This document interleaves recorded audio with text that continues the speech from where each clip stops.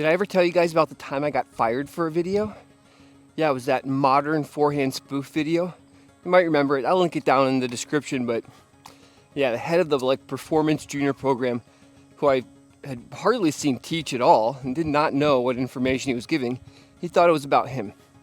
Got pulled into the office, said you're being let go. It's crazy. There's a 95% chance you've heard at least one of these tips, which in my opinion is ineffective from a tennis coach. It doesn't mean you have a bad tennis coach. This stuff circulates wildly. There's no real school for tennis coaches, and we're all doing the best we can. And maybe I'm wrong. If you do disagree with anything in the video, I would love to have a discussion about it in the comments if you could do it in a respectful way. Okay, let's start here. I'm going to put these both in the same category as not respecting the kinetic principle and also possibly causing injury. And that's bowing the body, or having the body try to bow, or even just trying to forcefully stick the front hip out when you hit a tennis serve. First off, all the research I've been a part of doesn't show any way that the bending and unbending of the body can translate somehow into racket head speed. Additionally, when I just go like this, I immediately feel pressure on my lower back and a little bit of pain. And if you combine that with trying to come out violently with body segments rotating, I can see how that could really cause a risk for injury. Now, as opposed to just individually trying to stick the hip out, if I turn my body and then tilt my body from my knees, my hip does have a tendency to stick out, but that's not what I'm trying to do. I'm trying to turn and tilt rather than bend and bow. A good way to help correct this is the Elvis Presley drill. If you just stand with your feet square and practice doing the Elvis dance, turning one knee after the other, it's gonna help you get the feeling of turning your body. In my opinion, the only true way for the kinetic chain to work is angularly, turning and then unturning principles. Yeah, when you add a ground reaction force in the tilt, you're also going to go up, but that's not the primary mode of generating racket head speed. Okay, I'm going to group these two together as well. How about scratch your back, come from the back, and swing up to the ball? No sir, no thank you. Again, when we talk about how body segments work, angularly, where the hip pulls the chest and the shoulder and pulls the elbow forward. Even on a second spin serve where the elbow might not get as much travel, it's really important that you don't break that plane and all of a sudden the elbow goes up. It stops connecting to the chest and you stop getting power. It's this principle of the elbow getting pulled forward through the pec and deltoid that also makes the racket come around to the side and not from the back. This is really important. Yes, even on a second spin serve, you want to see that separation of the racket from the back, that racket lag, that's really going to load all the body segments until the last link can come around. So if you're trying to come to the ball from the back, sure, it's not going to hurt you. You're just never going to be able to hit a hard first or second serve. But if you're trying to truly swing up independently with the elbow, that can cause some serious injury. Above your shoulder, you have something called the chromium. And as your shoulder gets higher and higher, although the scapula has a tendency to move with the chromium, once you get so high, that bone is going to start to rub against your rotator cuff. And over time, you could eventually do some serious damage to your shoulder. My favorite fix for this is just a sidearm drill.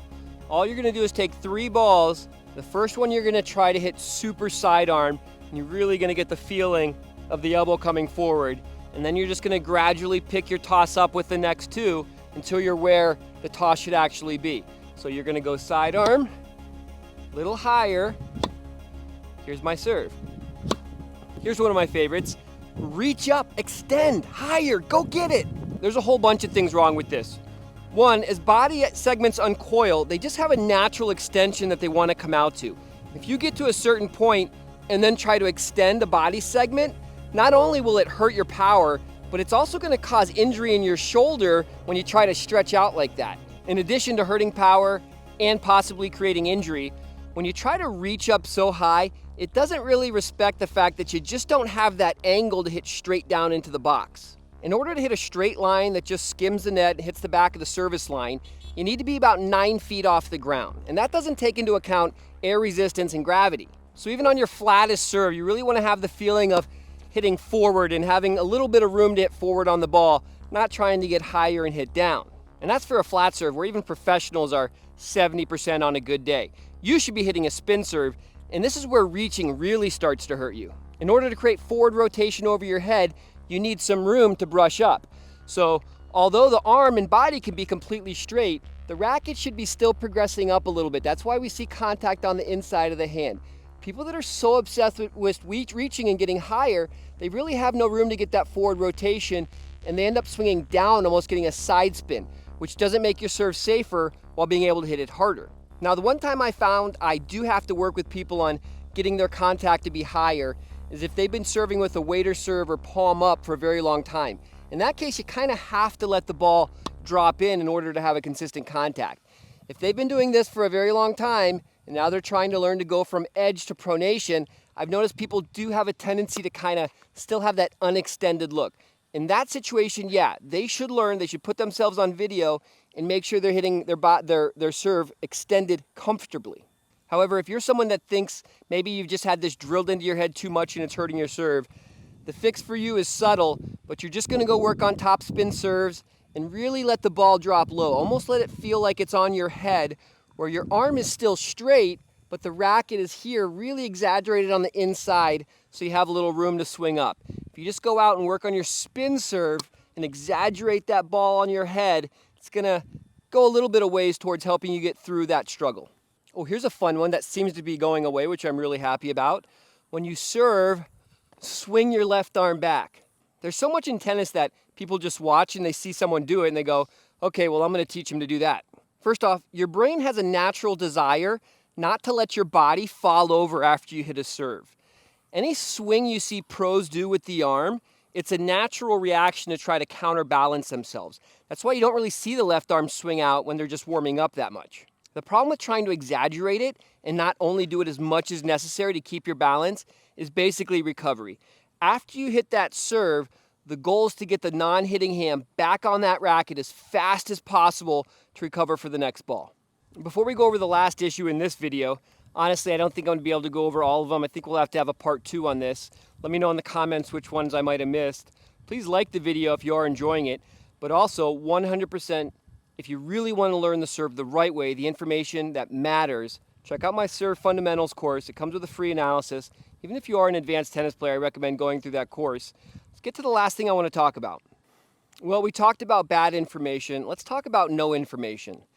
The problem with no information in teaching yourself is that the serve is so counterintuitive. I've never seen anyone take a continental grip, lead in with the edge of the racket, and pronate naturally. So you do need information. So is no information better than bad information? Well, if someone's teaching you a continental grip to brush your hair but then to come from your back, I think that's better than just having a waiter serve trade. So you gotta decide that on your own. Then there's information that's just not relevant to maybe your core problem. So for example, if you don't have the right arm action on the serve, which very few people do, and you're working on your ball toss, there's no way that's gonna lead to you having the proper arm action with the serve. Or let's say you are pancaking and you're unextending on the serve. In my opinion, in the waiter serve trade position, you have to unextend. It's the best way to be consistent. But if someone's working on extension with you, but not working on the grip and coming around on the edge, trying to extend from a palm up position is actually really dangerous. One, you got to calculate a wrist snap, but then also because of that calculation, it's going to be very inconsistent. So if I see someone's waiter serve traying and dropping in, I know that's the best thing for them, and I'm going to be very careful to explain the journey that they're going to have to be on to make that correction. All right, well, that should be good to get me cast out from the industry more than I already am. Thanks so much for watching, guys. I'll see you next time.